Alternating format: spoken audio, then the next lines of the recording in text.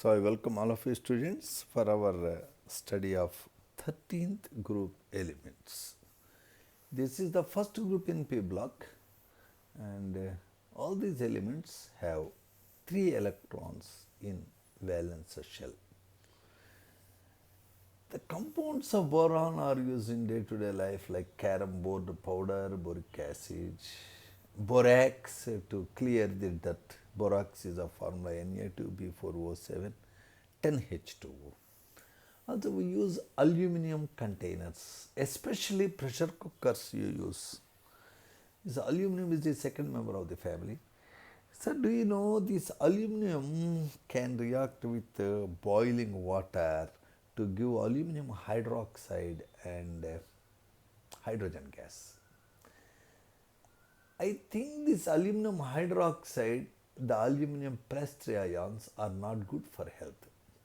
Especially the excess of aluminum ions can cause a mental depression and psychological problems. In most of the households, the ladies are the last eaters. They do a lot of work and they eat the last. That food they take is exposed to aluminum for a longer time. So the food is likely to get contaminated with more aluminum ions that leads to a kind of mental disturbance. To the extent I suggest you to avoid using aluminum vessels, especially to cook sour foods, as aluminum ions are not very good. Aluminum metal is having so many applications, like it is used for finishing buildings to give beautiful exteriors. Aluminum metal alloys are used to make aeroplanes. These family members like gallium. Gallium is an interesting metal. The gallium has very low melting point and very high boiling point. Therefore, this gallium can exist as a liquid over a wide range of temperature.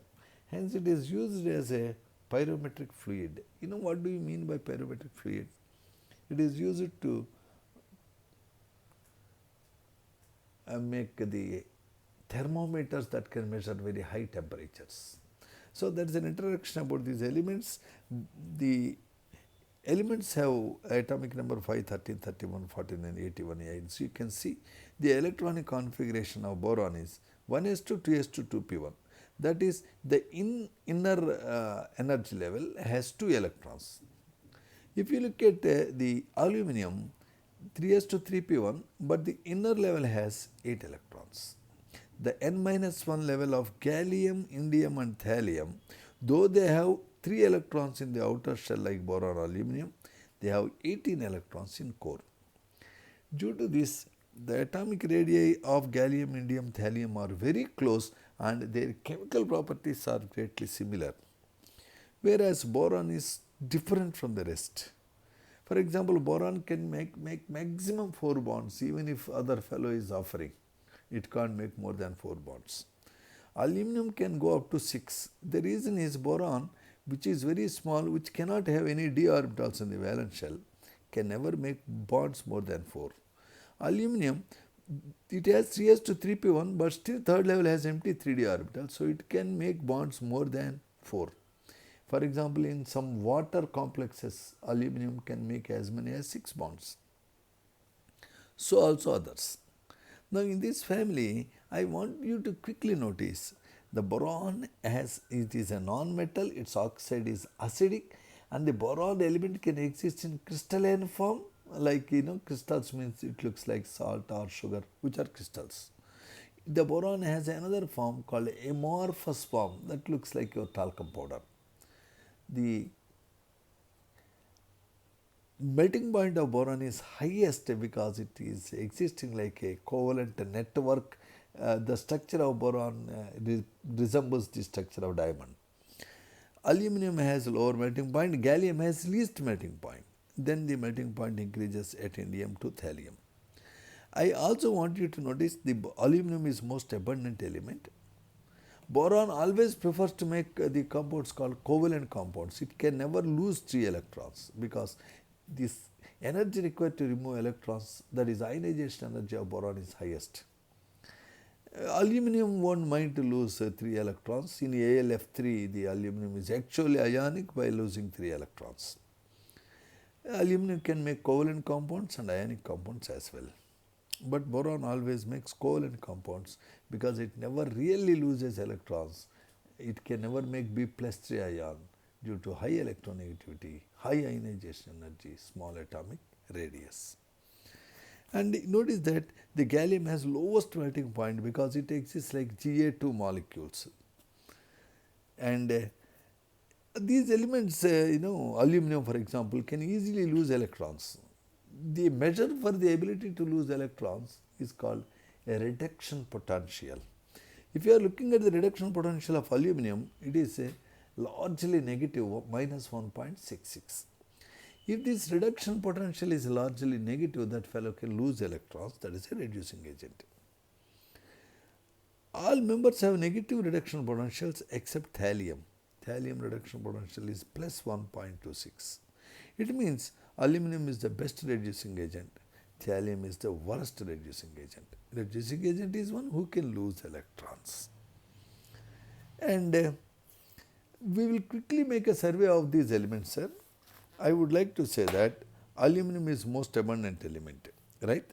And these are the actual values of reduction potentials. Minus 1.66, the best loser of electron. Plus 1.26, it has no tendency to lose electrons.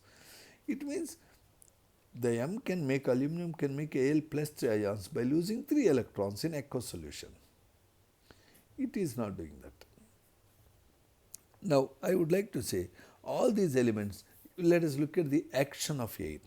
The crystalline boron would not react even if you heat in air, but the amorphous boron, if you are heating in air at about 700 degrees centigrade, it gives B2O3 by burning in oxygen. It gives Bn by reaction with nitrogen because air has both oxygen and nitrogen. So, this boron nitride is an interesting compound. And this boron nitride is sometimes called inorganic graphite because it has a similar structure to that of graphite. You know, graphite means that is the what which is there in your pencil lead. You can write on white paper using pencil lead. That is pencil lead made with graphite. This boron nitride is called inorganic graphite. When aluminum is heated in air, it burns brilliantly to give aluminum oxide. So much heat energy is released, sir. Actually, aluminum is used as a component in rocket propellants. It can be used as a kind of fuel. And then when aluminum is heated with nitrogen, it gives aluminum nitride. Aluminum nitride is interesting in the sense that if you put it in water, it gives ammonia gas. Other members may react, for example, thallium reacts with oxygen to give Tl2O. Have you noticed all other members won't mind to show plus 3 state, but thallium is not interested to show plus 3 state. If you look at boron, when you react with chlorine, it gives BCl3, aluminum gives AlCl3, Ga gives CaCl3, whereas this fellow thallium, it dislikes to give TlCl3, it gives only TlCl. The bottom element of any group, whether it is 13th group, 14th group, 15th group, bottom element of any group which has biggest atomic radius, it dislikes to use its outer s electrons in bonding. This unavailability of valence s electrons for bonding in big atoms is called inert pair effect. Due to inert pair effect, thallium prefers only plus 1 state. And now, if you put boron in water, it has no reaction, but aluminum reacts with boiling water to give aluminum hydroxide and hydrogen. Same is the trend with other fellows. And now, if you are putting boron, when burns in oxygen, it gives B2O3, boron oxide is acidic in nature. Anybody who can make acidic oxide can happily react with bases, alkalis like NaOH. If I am putting boron in NaOH, it reacts to give hydrogen gas. The Na3BO3 you are getting is called sodium borate. Sir, because boron oxide is acidic, any alkali like Na2CO3 can also react with it. Acidic fellows can react with alkalis. Aluminum is a crazy fellow. It reacts with alkali, it reacts with acid. They have not shown in this book. Aluminum can react with acid, aluminum can react with base because aluminum oxide is amphoteric. Always, Whenever 1 gram of aluminum reacts with either excess of acid or excess of base, it gives same amount of hydrogen. Aluminum reacts with alkalis to give hydrogen and sodium metaluminate if there is water. If there is no water, the reaction gives sodium aluminate. Even gallium can do that. But aluminum has extraordinary facility that it can even react with acid to give aluminum salt and hydrogen gas. The boron, as I already said, reacts with nitrogen to give nitride, aluminum reacts with nitrogen to give nitride, so on. These nitrides on reaction with water gives ammonia.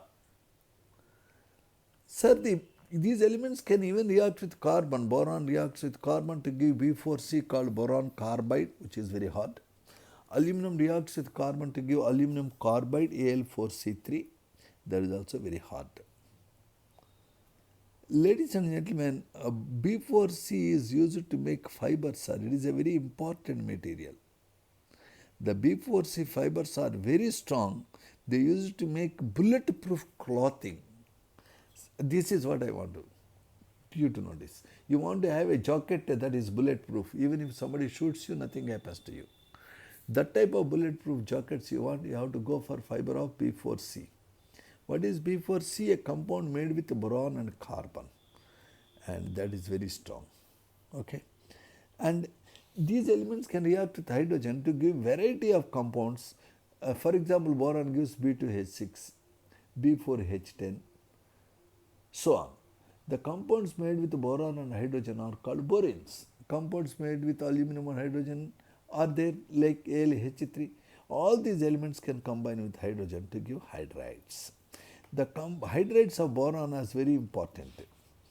All these compounds show a pattern like when these elements, say aluminum combines with hydrogen, you get AlH3. In these compounds, aluminum is having only 3 bonds, that is 6 electrons. It does not have 8 electrons. Generally, fellows which have 8 electrons after bonding get stability like noble gases. Because the aluminum in its compounds is getting only 6 electrons. Even boron in BCl3 is getting 6 electrons. They have 2 electrons short to get octet. So they try to beg electrons from donors. Hence they are called Lewis acids. AlCl3 is a Lewis acid, BCl3 is a Lewis acid. Anybody who is begging electron is a Lewis acid. Therefore, the 13th group elements make halides of formula MX3. They are good Lewis acids. Also notice the compounds, when they are burning in air, they are giving oxides. Boron oxides are acidic, aluminum gallium oxides are amphoteric, indium thallium oxides are basic. Down a group, basic nature is increasing, acidic nature is decreasing. In particular, you need to look at the structures of halides like BCl3, AlCl3. AlCl3 is really existing like Al2Cl6. 2 molecules combined together, we call it as a dimer. And boron prefers to exist like BCl3 only. Okay, and if you want to know, boron can combine with fluorine to give BF3. Boron trifluoride is a colorless gas. And BCl3 and BBr3 are colorless liquids, whereas Bi3 is a solid at room temperature. The trihalides of gallium, indium, thallium are covalent. Very interestingly, AlCl3 is covalent. You see, there are 2 types of compounds, covalent compounds, ionic compounds. AlCl3 is covalent, but if you put AlCl3 in water, it turns to be ionic. Some compounds without water are covalent, in water they become ionic. The secret, when you put them in water, water makes something called hydrates. Whenever they are making hydrates, the hydration energy gives the driving force to make ions. So we can't speak more than this at this point of time, sir. And please notice that boron of 13th group has marked similarity with the silicon of 14th group due to diagonal relationship. On many counts, boron and silicon are similar. In what counts they are similar, you can examine later on. That is a note on 13th group introductory session. Thank you.